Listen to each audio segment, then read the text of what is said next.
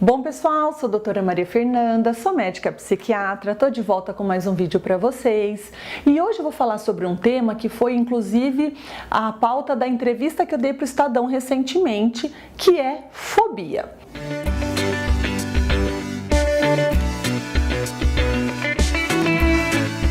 Bom, para falar sobre fobia, primeiro a gente tem que entender o que é o medo e o que é a fobia. O medo, ele é uma emoção normal, ele é comum que nós, seres humanos e os animais também apresentamos.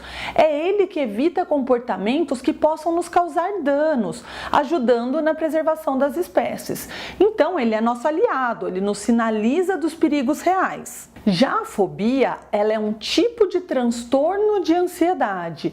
Ela é uma sensação de medo excessiva, ou seja, é desproporcional ao fator desencadeante. Ela acaba sendo irracional porque não tem um perigo real e ela é persistente, que ela aparece antes mesmo da situação acontecer. Então tem pessoas que podem ter fobia de avião sem nunca terem andado em um. Por conta desse medo excessivo, as situações passam a ser evitadas ou suportadas com muito temor. E quando que a fobia passa a ser um problema grave? Quando ela começa a trazer prejuízos na vida daquela pessoa, quando ela traz muito sofrimento, quando ela atrapalha a rotina, ou seja, a pessoa passa a evitar a todo custo o contato com as situações que causam medo. E quando ela entra em contato, ela pode passar mal, vindo até inclusive a sentir sintomas físicos, como uma taquicardia, que é uma aceleração do coração, uma sudorese excessiva, ela começa a suar demais, uma sensação de perda de controle, de formigamento nas mãos, nos pés, falta de ar, dor de barriga com inclusive diarreia, vontade de fazer xixi o tempo todo, tensão muscular. A pessoa pode passar a ter pensamentos cada vez mais frequentes, geralmente de cunho negativo, em que ela vai superestimar a possibilidade da ocorrência do evento negativo. Por exemplo, a pessoa não vai viajar de avião porque na cabeça dela, se ela embarcar, o avião vai cair. Ela não vai entrar no elevador porque na cabeça dela, se ela entrar, ele vai parar com certeza. E tem tratamento para fobia? Quando que a gente tem que tratar ela clinicamente? O que vai determinar quando a fobia vai ser tratada ou não é o grau de prejuízo na vida da pessoa.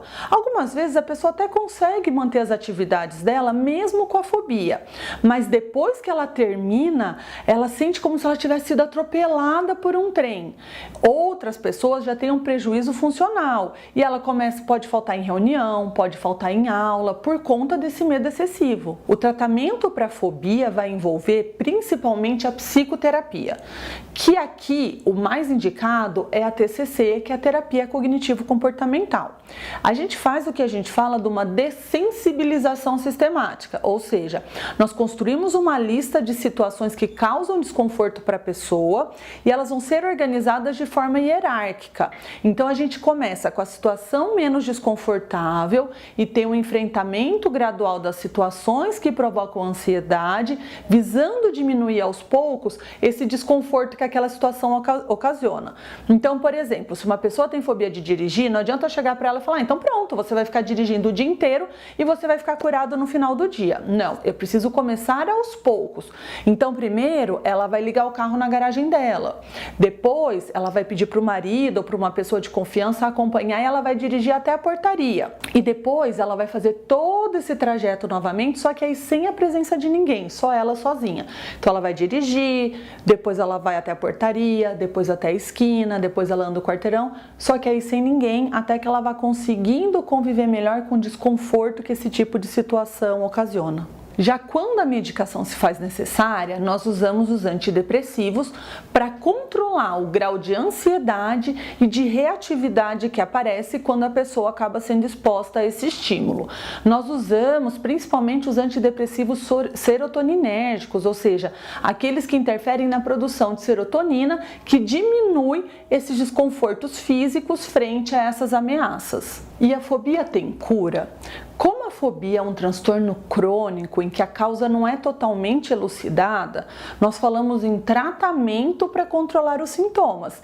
E a resposta e o sucesso terapêutico vai depender de cada caso e de cada organismo. E quais são os tipos de fobia que mais acometem as pessoas? Eu já fiz um vídeo onde eu vou deixar aqui o link sobre fobia social. Essa é a fobia mais comum, onde a pessoa tem um medo muito grande de ser exposto à observação por outras pessoas, o que leva eles muitas vezes a evitar situações sociais. A ideia de ser confrontado com tais situações desencadeia uma ansiedade antecipatória tão grande que a pessoa começa a ficar com medo de reagir de uma forma humilhante ou embaraçosa. Um segundo tipo de fobia é a agorafobia, que é a segunda fobia mais comum. Eu até tenho um vídeo onde eu também vou deixar um link sobre ela, e ela pode vir ou não acompanhada do transtorno de pânico.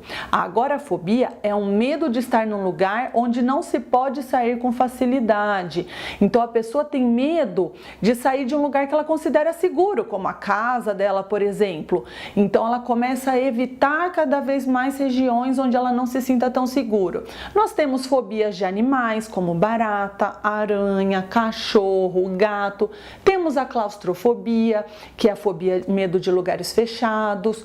Temos fobia de altura, temos fobia de avião, que é a aerofobia, temos fobia de feridas, agulhas e sangue. E olha só que interessante, nós temos a nomofobia, que é o nome dado à sensação de medo ou agonia que uma pessoa tem quando ela se sente incomunicável, porque ela está sem o aparelho celular ou sem o computador. Isso está bem comum hoje em dia, não? Bom, pessoal, é isso. Eu espero que eu tenha ajudado vocês. Nos vemos na semana que vem com mais um tema.